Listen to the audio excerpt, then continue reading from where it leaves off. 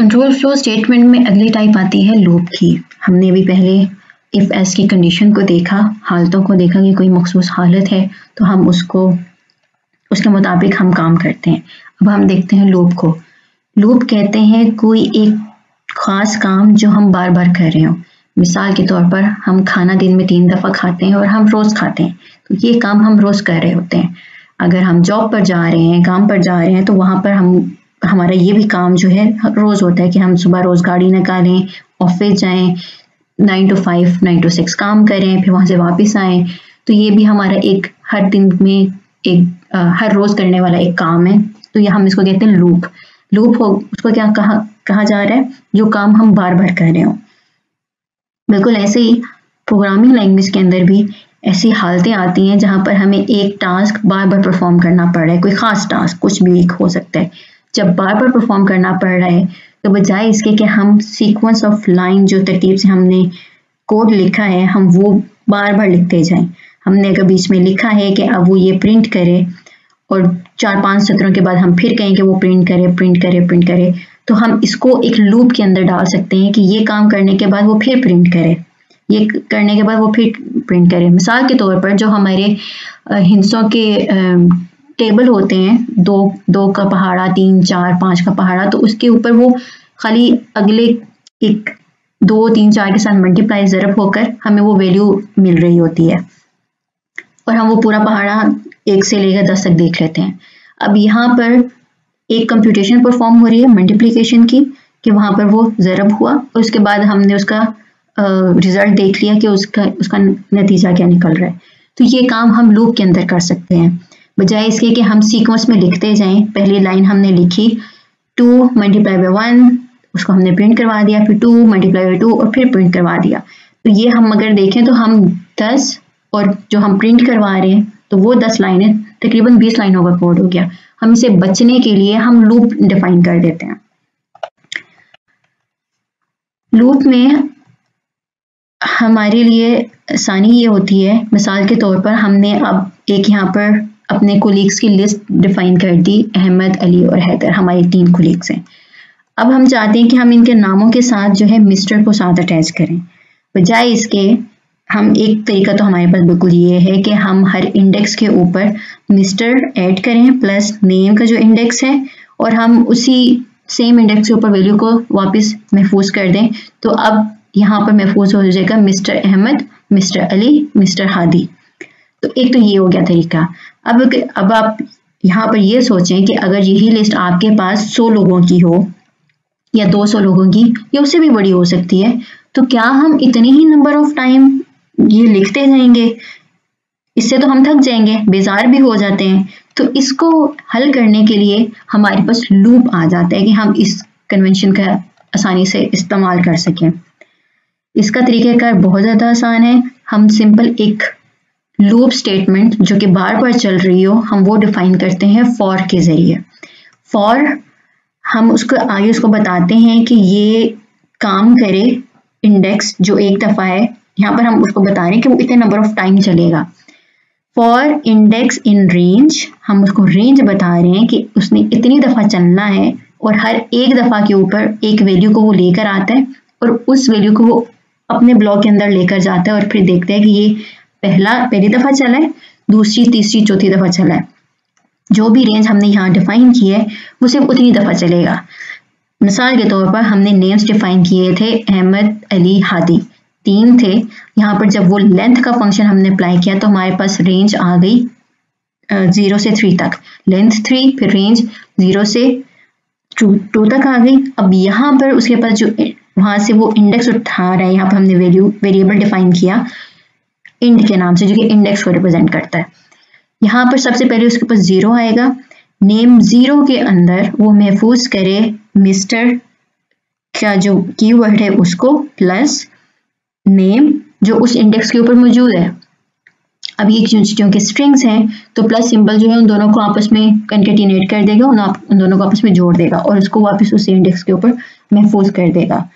तो यहाँ से हमारे लिए आसानी ये हो जाती है, बजाय इसके कि हम 3, 4 या वो इतनी दफ़ा हम सीक्वेंस में वो पूरी लिस्ट तरतीब से लिख रहे हों कि वो मिस्टर को साथ ऐड करे और फिर उसके ऊपर अंदर से महफूज कर दे, हम लूप के ज़रिए वो काम बआसानी कर सकते हैं।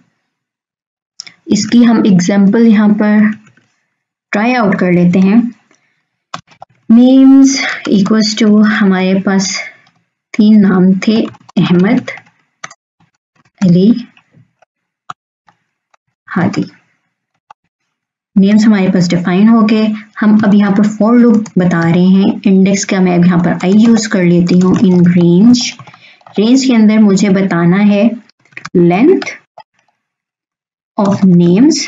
यहाँ पर ये फंक्शन मुझे 3 रिटर्न करेगा। रेंज के अंदर जब 3 दिया मैंने तो वो वहां से मुझे 0 से 2 तक की वैल्यू दे देगा। यहाँ पर मैं इसको थोड़ा सा एक्सप्लेन ऐसे कर देती हूँ। हम यहाँ पर देख लेते हैं कि वो मुझे रिटर्न क्या कर रहा है। वो 0 से 3 के बीच की वैल्यूज मुझे यहाँ पर रिटर्न करेगा। अब कोलन, और यहाँ पर अब हम उसको कह रहे हैं कि नेम्स में जो आई इंडेक्स के ऊपर वैल्यू है उसके साथ मिस्टर को अटैच करे, स्पेस प्लस नेम्स के अंदर उसी इंडेक्स की जो वैल्यू पड़ी है वो वहां पर उसमें ऐड कर दे। अब हम देखते हैं हमारे पास नेम्स क्या है, mister Ahmad, mister Ali, mister Hadi. तो ये इस तरीके से हम लूप का इस्तेमाल करते हैं। अब हमें इस बात की फिक्र नहीं रही कि लिस्ट हमारी कितनी बड़ी हो जाए, हम उसको बहुत आसानी के साथ हैंडल कर सकते हैं सिर्फ इन 2 लाइनों के अंदर। अब यहाँ पर एक और मिसाल देखते हैं लिस्ट की। लिस्ट हम डिफाइन करते हैं स्क्वायर ब्रैकेट के साथ। हमने नेम की भी एग्जांपल देखी, ये बिल्कुल सेम वही हो गया, एप्पल, बनाना, ऑरेंज।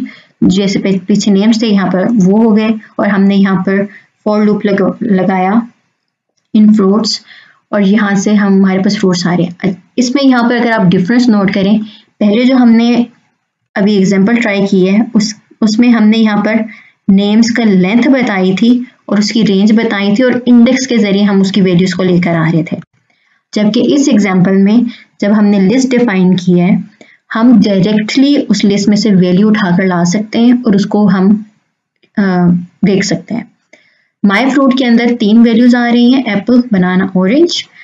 यहाँ पर जब मैंने फॉर का लूप लगाया है, for fruit in list of fruits, वहां पर जो पहला एलिमेंट आएगा एप्पल, वो उसने फ्रूट में दे दिया, और प्रिंट आई लव एप्पल वो उसने वहां पर हमें दिखा दिया। जब वो अगली दफा चलेगा तो अगली दफा उसको बनाना मिलेगा और फिर ऑरेंज, और इस तरीके से वो हमें ये आउटपुट दिखा देगा, I love Apple, I love banana, I love orange. तो हम इंडेक्स के साथ भी खेल सकते हैं। अगर हमारे पास सिंगल लिस्ट है, सिंगल एलिमेंट ऑफ लिस्ट है जैसे ये है, तो हम डायरेक्टली इन एलिमेंट्स के साथ खेल सकते हैं, हमें इंडेक्स के ऊपर जाने की जरूरत नहीं है। इसके बाद हम देखते हैं एक एग्जांपल डिक्शनरी की।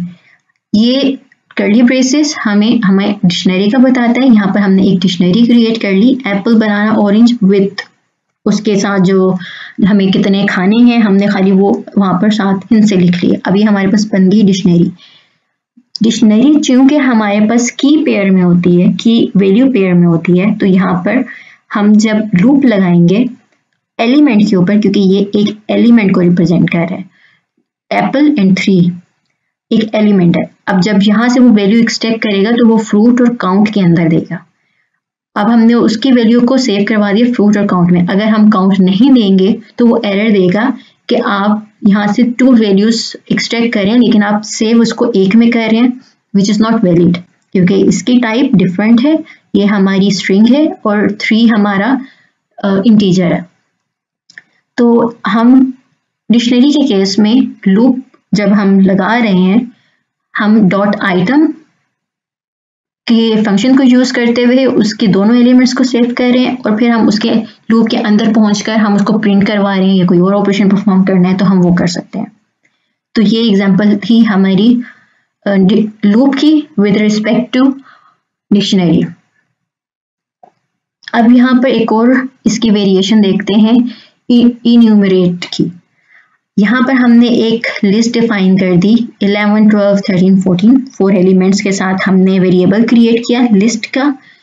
यहाँ पर अगर आप देखें ये सेम वही एग्जांपल है जो हमने पीछे पहले देखी जिसके साथ हम इंडेक्स के साथ भी खेल सकते थे। दूसरा हमने एग्जांपल देखी लिस्ट ही की जिसके अंदर हम डायरेक्टली इन वैल्यूज को यूज कर सकते थे विदाउट इंडेक्सिंग। बिल्कुल वैसे ही आप वो उसके साथ भी इसको ट्राई कर सकते हैं, लेकिन यहाँ पर एक नई चीज जो आपको सिखानी है वो ये है इन्यूमरेट का वेरिएबल।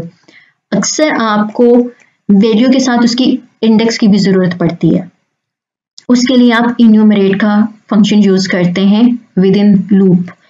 यहाँ पर फॉर आपने डिफाइन कर दिया, इन्यूमरेट इस लिस्ट के अंदर से आपको दो चीजें रिटर्न करेगा, सबसे पहले इंडेक्स और उसके अगेंस्ट उस महफूज हुई हुई वैल्यू को वो रिटर्न करेगा। इंडेक्स सेव हो गया, नंबर सेव हो गया।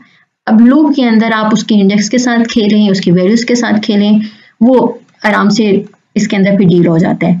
तो यहाँ पर हम इन्यूमरेट की एक एग्जांपल को भी ट्राई कर लेते हैं।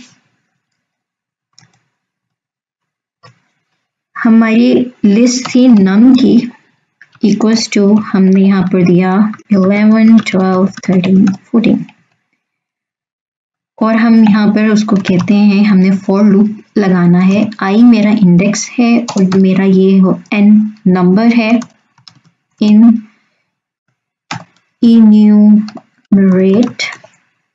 अब उसने डिटेक्ट कर लिया कि ये हमारा एक फंक्शन है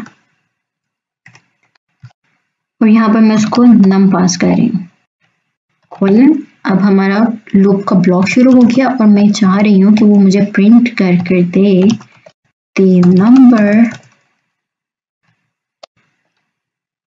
यहाँ पर हम n देंगे जो एक्चुअल वैल्यू है is present at index। अब यहाँ पर मैं i दे देती हूँ विदाउट इन्वर्टेड कॉमास के बगैर। हम देख सकते हैं कि यहाँ पर enum से वो लिस्ट के अंदर की वैल्यूज को लेकर आया है विद इंडेक्सेस, और हम यहाँ पर दे सकते हैं कि वो किन इंडेक्सेस के ऊपर वैल्यूज महफूज हुई हैं।